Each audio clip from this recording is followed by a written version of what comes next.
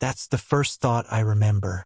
My father had only been married to her for 3 months, and I kept telling myself she was just his wife. But it didn't stop me from noticing the small, unguarded moments. The way she pushed her hair back when it fell into her face, or how she hummed to herself when she thought nobody was listening. Her name was Elise, late 40s maybe, too composed to ever show nervousness, but something in her eyes always seemed unfinished, like she carried around a sentence that never got completed.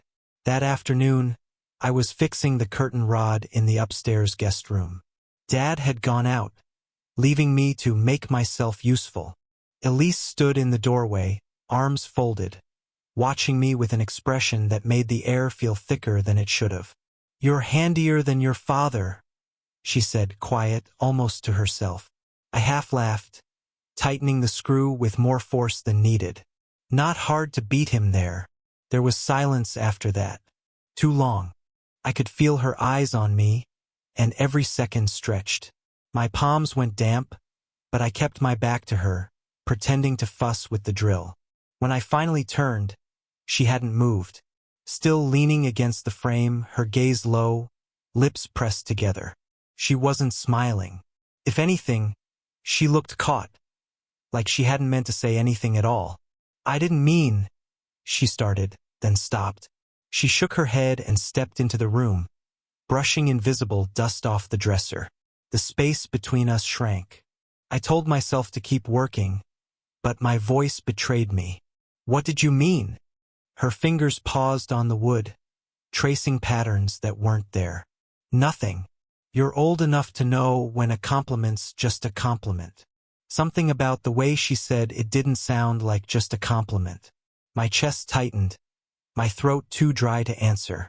She gave the faintest smile then, small but deliberate, like she'd placed a match on the table and dared me to light it. The house was silent except for the ticking clock in the hallway. Every sound, the scrape of the drill bit, the click of her ring against the dresser, was too sharp, too loud.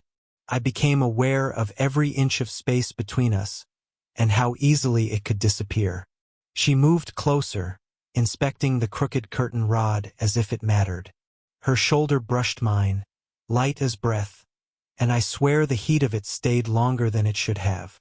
"Not bad," she murmured, her voice low. "But you missed a spot." Her hand rose to guide mine, steadying the drill. Her skin was cool, her grip sure. My pulse thudded against my wrist where her fingers pressed. I couldn't move. I couldn't even think straight. It wasn't what she did, it was what she didn't do. She didn't pull back. She didn't laugh it off. She let the moment hang, daring me to feel it. When she finally stepped away, the air rushed back into my lungs. She stood by the window, sunlight warming her hair, her profile sharp and unreadable. Then she turned, met my eyes and said, almost like it was meant for no one but me, "You're old enough to know now." The drill slipped in my hand, clattering against the floor, but I didn't hear it. Not really, because the words changed everything. I kept replaying her words in my head, even after the drill hit the carpet with a dull thud. "You're old enough to know now." What exactly was I supposed to know? She didn't explain. She never did. Elise had this way of speaking like every sentence was a test. Say too much and you'd fail. I bent to pick up the tool, stalling, buying myself time. My pulse hadn't slowed. When I stood again, she was still by the window, pretending to inspect the curtains, though her eyes weren't really on them. "You don't have to finish all this today," she said, softer now. "It can wait." I shrugged. "Doesn't bother me." Truth was, it did. My hands weren't steady. The screws blurred when I tried to focus. It wasn't the work. It was her, the nearness of her, the way every small sound she made anchored itself in my chest. She must have felt it too, because she cleared her throat and crossed the room, pulling open a drawer that clearly didn't need organizing. "Elise?" The name slipped out before I could stop it. I'd never said it aloud to her, not directly. It felt heavier in my mouth than I expected. And when she looked up, her expression wavered just enough to show something she usually kept hidden. "You shouldn't," she murmured. I shouldn't what? Her lips parted, but she didn't answer. Instead, she closed the drawer with more force than needed, the sound sharp in the silence. I wanted to ask her everything. Why she married my father so quickly, why her laughter always sounded practiced, why she looked at me the way she just had. But the words jammed in my throat. Instead, I noticed the little things. How her hands trembled slightly as she pushed hair from her face. How her nails were bare, not polished like other women her age. How she wore her wedding ring, but twisted it unconsciously, as if it didn't quite belong on her finger. You ever regret it? I asked suddenly, surprising myself. Her head snapped up. Regret what? Marrying him. The question hung there, heavier than the air itself. She blinked, once, twice, as if considering 100 answers but finding none that were safe. Finally, she gave the smallest shake of her head. You're too young to ask me that. And you're the one who said I was old enough. That got to her. I saw it in the way she pressed her lips together, the way her shoulders tightened before dropping again. Something cracked, just a fraction. She stepped closer. Not enough to touch, but enough that the distance no longer felt like safety. Her voice dropped to a whisper. Stay a little longer. Just until your father gets back. I should have said no. I should have walked out with the tools in my hands and never looked back. But when her fingers brushed my arm, light, tentative, searching, I froze, every nerve awake. And the truth I almost said aloud sat burning at the back of my throat. I don't want to leave. I told myself I'd only stay a few more minutes. Just long enough to not make her request seem strange. But every time I thought about leaving, her hand brushing my arm replayed in my head, and my body betrayed me. She lingered near, pacing in small, restless circles. It wasn't like her usual poise. Elise was controlled, careful. Now she seemed unsettled. You don't talk much, she said suddenly. I smirked faintly, trying to disguise how tense I felt. Not sure what I'm supposed to say. Most people just say too much, she murmured half to herself. Her eyes lifted to mine and held there. Too long. It wasn't just a look, it was a wait. Like she was searching for something I couldn't hide, or maybe something she wanted me to admit. The silence dragged, charged. I shifted on my feet, pretending to fuss with the curtain again, but then her hand brushed mine. Accidental, maybe. It jolted through me, enough to make me drop the screwdriver. She bent at the same time I did, our shoulders nearly colliding. The space was too close, too sudden. Her breath touched my cheek before her voice did. You're shaking. I tried to laugh it off, but it came out ragged. Guess I'm not as steady as I thought. We both froze, crouched there, staring at the tool lying between us like some fragile secret. If either of us moved closer, it would have been over. And then the phone rang. Sharp, intrusive, echoing down the hall. She shot up first, her hand trembling against the dresser. I stayed crouched, catching my breath, grateful and disappointed at the same time. I should get that, she said quickly, her voice too high, too rushed. She stepped out, leaving the faint scent of her perfume trailing behind. I pressed my palms to my knees, trying to will my heartbeat to slow. It didn't work. From the hall, her voice drifted back. Lower, sharper than she used with me. Yes, no, he's out. I said I'll handle it. A pause. Then softer, almost breaking. I know what I'm doing. I didn't know who she was talking to, but those words sat heavy in my chest. When she returned, she avoided my eyes at first. She tucked a strand of hair behind her ear, but her fingers trembled just slightly. You don't have to stay, she whispered, though she'd asked me to earlier. Do you want me to go? Finally, her eyes lifted wide, searching. She opened her mouth, closed it again, and shook her head the faintest bit. No, just stay. The last word carried more weight than it should have. I wanted to say something back, to confess everything sitting behind my ribs. Instead, I just nodded. though the truth burned at the back of my throat. Because I knew if I stayed any longer, something between us was going to break. The air felt different when she came back into the room. Thinner, heavier. Like something unspoken had followed her down the hallway and refused to leave. She stood by the window again, arms crossed, avoiding me at first. Her reflection shimmered faintly in the glass. "You shouldn't have heard that," she said. "I didn't mean to." Her eyes flicked to me in the glass, then away. "I wasn't talking to you anyway." I tried to laugh, but it fell flat. "Yeah, but you said you knew what you were doing." That caught her. She turned, slowly, her gaze sharper than before. "And do you think I don't?" I swallowed. Her voice wasn't raised, but it held weight. A warning. A plea. Both. "I don't know," I admitted. I don't know what this is." Silence stretched. The clock ticked. A car passed outside, its tires hissing on the pavement. But inside the house everything was unbearably still. She exhaled, and it wasn't steady.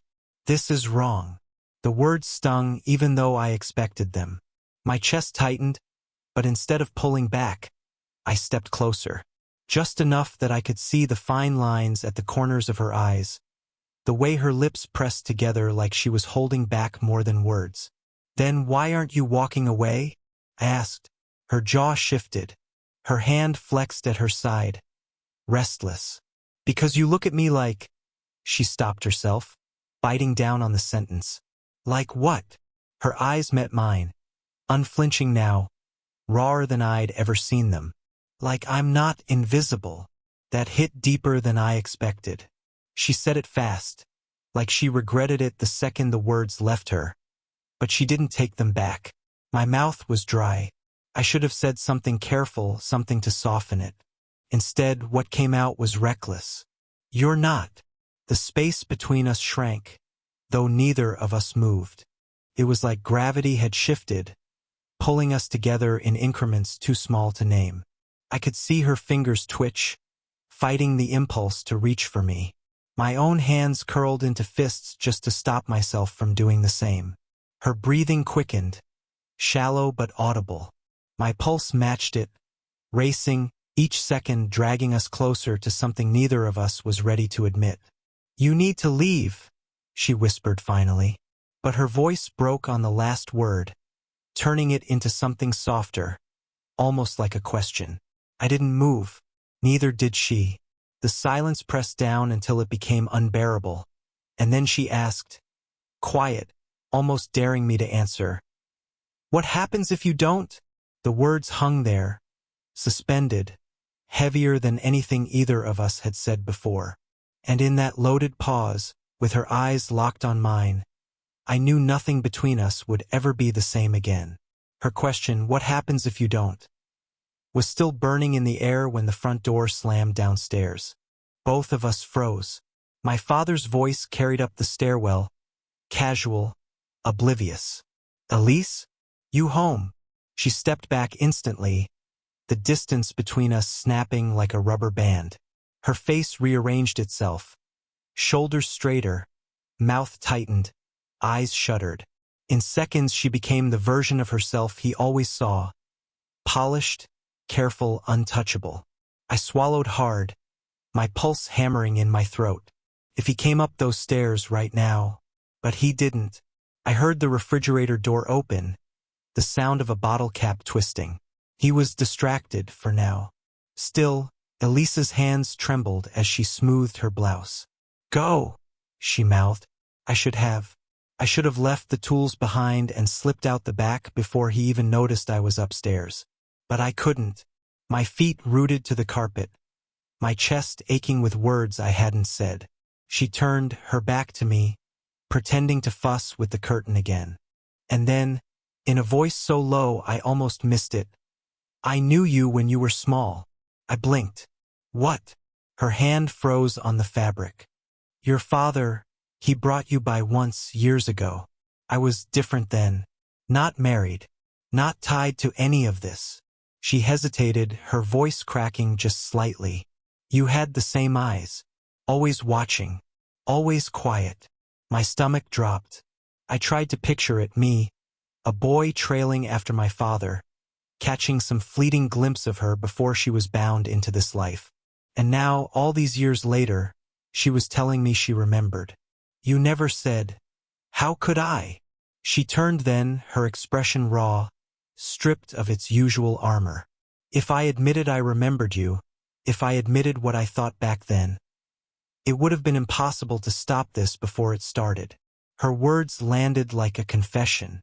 My breath caught, the room spinning around the edges. She hadn't just noticed me now. She'd carried this. Quietly, secretly. Downstairs, my father laughed at something on the TV. The sound too loud, too ordinary. It made everything between us feel sharper, more impossible. Elise? I stepped forward, but she shook her head, fast, desperate. No, don't say it. Her voice cracked again. Don't make me hear it. But the truth was already there, in the way she gripped the curtain like it could hold her together, in the way her eyes glossed as if memory itself had betrayed her. The weight of it pressed down, a twist I hadn't expected. This wasn't sudden. It wasn't just me. When I reached out, my hand hovered inches from hers, trembling. I couldn't touch her, not with him just a floor away, but I couldn't step back either. Her eyes flicked down at the space between our hands, then back up at me. Do you see why this can't happen? She whispered, and yet neither of us moved. I could still hear my father downstairs, muttering at the television, opening another drink. Ordinary sounds, but they made my chest ache with how far they were from what was happening here, in this room. Elisa's eyes hadn't left mine. Her words still hung between us. Do you see why this can't happen? I nodded slowly. I see why it shouldn't, but that's not the same. Her breath caught, and for the first time she didn't look away. The weight of her stare pinned me in place. You don't understand what it would cost me, she whispered. Maybe not, but I know what it would cost me to pretend I don't feel it. That cracked her. I saw it in the way her lips parted, trembling, in the way her shoulders slumped as though holding this secret had finally become too heavy. I thought I was done with wanting, she said softly, that I'd buried it a long time ago, and then you walked back into this house and looked at me like... Her voice broke, and she pressed her hand to her mouth as though it had betrayed her. Like I was still alive. The honesty cut straight through me. I didn't think. I stepped forward, gently prying her hand away from her mouth, holding it between mine. Her fingers were cold, shaking. Elise, I whispered. Her name wasn't just a name anymore. It was a plea, a promise, a confession. We stood there, the silence so taut it felt like it would snap. I could feel her pulse racing beneath her skin, could see the sheen in her eyes that matched the pounding in my chest. Then she let out a shaky laugh, bitter at the edges. This is insane. Maybe, I said, but it's real. Her throat bobbed as she swallowed. She didn't pull her hand away. In fact, she gripped mine tighter, like she needed the anchor. I can't give you a future, she admitted, raw and desperate. Not the kind you deserve. I shook my head. I'm not asking for forever. I just don't want this to be silence anymore. Her eyes searched mine, as though weighing whether she could survive saying yes or survive saying no. And then the decision came, not in words, but in the way she leaned forward, closing the space we'd been circling for days. Her forehead rested against mine. Not a kiss, not yet. Just the simplest, most human kind of closeness. Her breath mixed with mine, uneven and fragile. Then at least once, she whispered, let me not feel invisible. The world held its breath. I closed my eyes, everything inside me aching with the weight of her words. My father's laugh rose again from the floor below, careless, oblivious. And there, suspended between the ordinary and the impossible, Elise and I finally stopped pretending. I don't remember how long we stood there, her forehead pressed to mine, breathing like we were learning how to again. Maybe it was only seconds, Maybe it was an hour. Time lost its shape in that room. When she finally pulled back, Elisa's eyes were glassy, but her voice was steady. You need to go before he comes up here. I wanted to argue. I wanted to stay, to hold her until the weight of everything broke apart. But instead I nodded. Because she was right. Because the fragile thing we'd built in silence didn't belong to anyone else. Not even him. I gathered the scattered tools, but not too quickly. Every small delay felt like a thread tying me to her, and I wasn't ready to cut them loose. She watched, arms folded across her chest, but her gaze softened when it lingered on me. At the door, I hesitated. Will I see you again? Her lips parted, then closed. A pause. Then quieter. You already do. I didn't fully understand it then, but I do now. She wasn't promising dates or stolen meetings. She meant something else, that we'd already crossed into seeing each other for who we really were. And once you see someone that way, you can't unsee them. I left before my father's heavy footsteps echoed on the stairs. When he passed me in the hall, he barely noticed, grunting something about the game on TV. I walked out the door with my heart hammering, carrying a secret that felt bigger than my own body. That night, lying awake, I replayed every moment. The accidental touches, the half-words, the silence thick enough to suffocate. I realized we hadn't promised forever. We hadn't promised anything at all. What we gave each other was something stranger, sharper. Permission. Permission to feel, to want, to stop burying the parts of ourselves we thought no one could ever notice. For her, it was the chance not to feel invisible. For me, it was the first time someone looked past my age, my role, and saw a man standing there. We didn't call it love. Maybe it wasn't. Maybe it was something more dangerous, or maybe something purer. But it was ours. And in a way, that was enough. Looking back, I don't regret it. Not the longing, not the guilt, not even the silence that stretched between us.